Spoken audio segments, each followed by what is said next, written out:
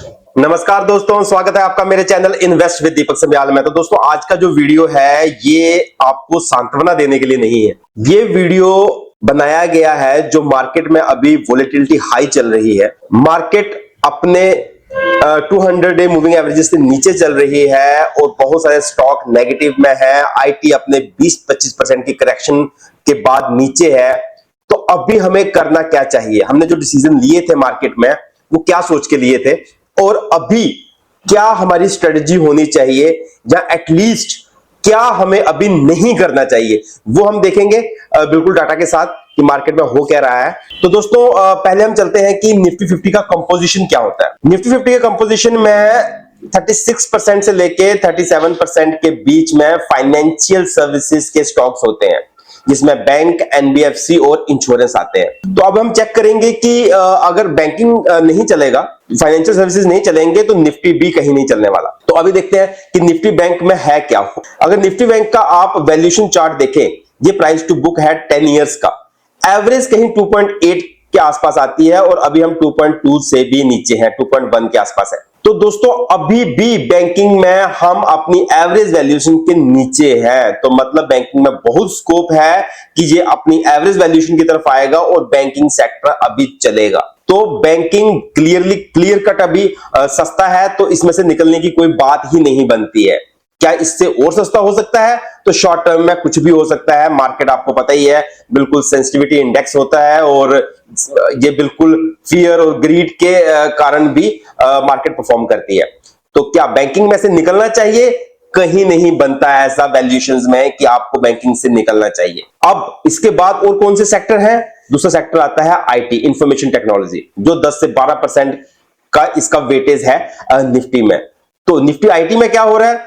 Nifty IT का अगर आप पी वैल्यूएशन देखें तो 10 इयर्स के एवरेज के काफी नीचे चला गया है, ये जो नॉर्मली पिछले अगर आप देखोगे तो 5 साल से नहीं गया है। इसमें एआई के कंसर्न है, लग रहा है कि एंथ्रोपिक ही सारा काम दुनिया का करेगी, बाकी तो कोई कंपनी बची ही नहीं है। दोस्तों, ये भी शॉर्ट टर्म की चीजें हैं, ये भी बाउंस बैक करेंगे, स्ट्रांगली बाउंस बैक करेंगे। वो भी एआई को अडॉप्ट कर लेंगे, अपने बिजनेस मॉडल को रीडेवलप कर लेंगे, तो ये आईटी सेक्टर भी बाउंस बैक करेगा। अब वो कब करेगा? 3 महीने बाद करेगा, 2 महीने बाद, 6 महीने बाद, ये देखना बाकी होगा। लेकिन हमने चीजें महंगी नहीं खरीदी थी।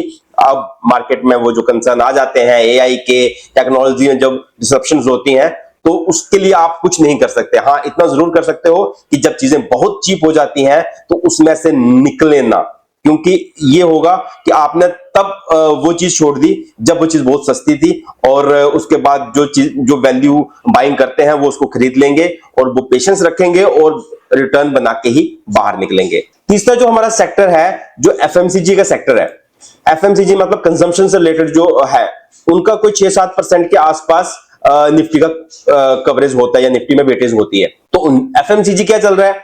तो एफएमसीजी का अगर हम पिछले 5 साल का देखेंगे तो अपने एवरेज पीई वैल्यूएशन, जो इसका एवरेज पीई वैल्यूएशन 42.3 है, उससे काफी नीचे आ चुका है। मैं तो ये कहूंगा कि ये अपने 5 साल के लोएस्ट पीई मल्टीपल पे चला गया है। तो कंजम्पशन से रिलेटेड भी इश्यूज मार्केट में आए थे और अभी ये बहुत ही चीप हो गया है। तो मैं ये नहीं कहता कि एफएमसीजी बहुत अच्छे रिटर्न देगा, लेकिन इसका भी वेटेज है निफ्टी में, तो ये जब स्टॉक चलेंगे तो मार्केट भी परफॉर्म करेगी।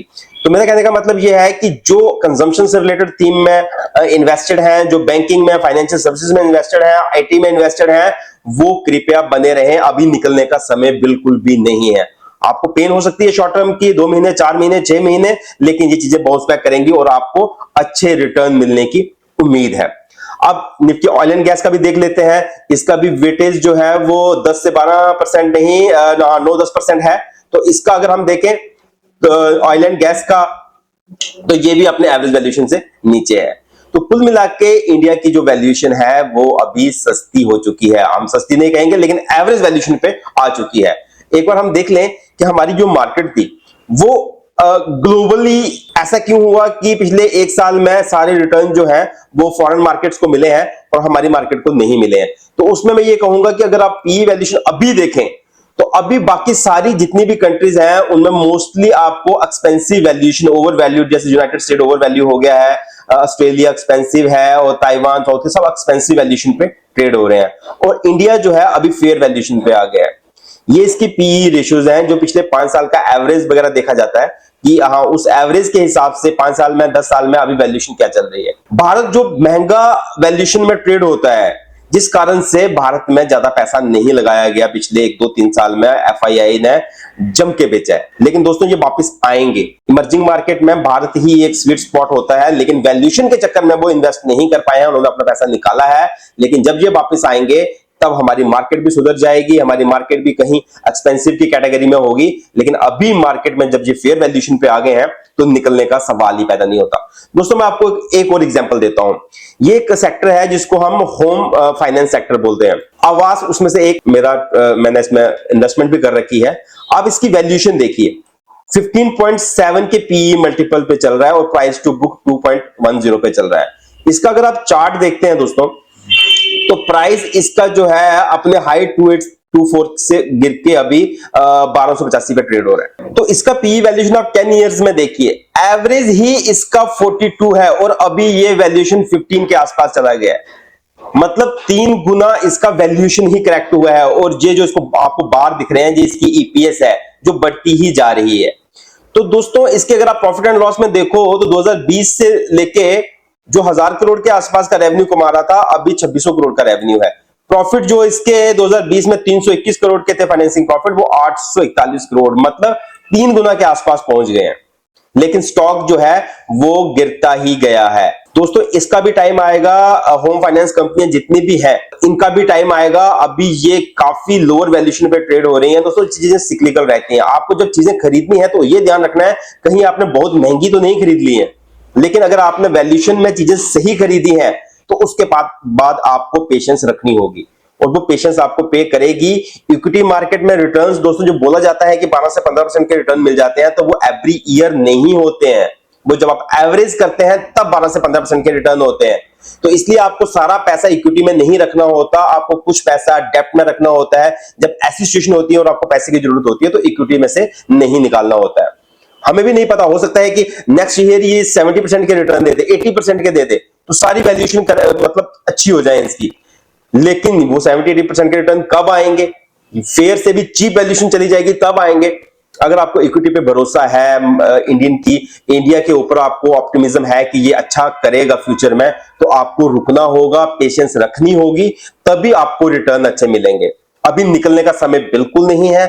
पेशेंस रखें। अगर आपसे वोलेटिलिटी नहीं झेली जाती है तो आप स्क्रीन को बंद रखें और बार बार मार्केट को ना देखें। दूसरी बात एक और, जो एसआईपी कर रहे हैं उनके लिए तो ये गोल्डन पीरियड चल रहा है, क्योंकि वो सस्ते दामों पे चीजें खरीद रहे हैं, उनको ज्यादा यूनिट मिल रहे हैं। एसआईपी तभी ज्यादा अच्छा काम करती है जब मार्केट नीचे रहती है, क्योंकि उनको ज्यादा यूनिट मिलते हैं। तो एसआईपी वालों के लिए जो गोल्डन पीरियड चल रहा है उनको तो चिंता करने की जरूरत ही नहीं है। जिन्होंने लमसम पैसे लगाए हैं और उनका नजरिया अगर 2-3-4 साल का है तो उनको भी चिंता करने की जरूरत नहीं है, क्योंकि उन्होंने अगर अभी पैसे लगाए हैं तो उन्होंने महंगी वैल्यूएशन पे पैसे नहीं लगाए हैं।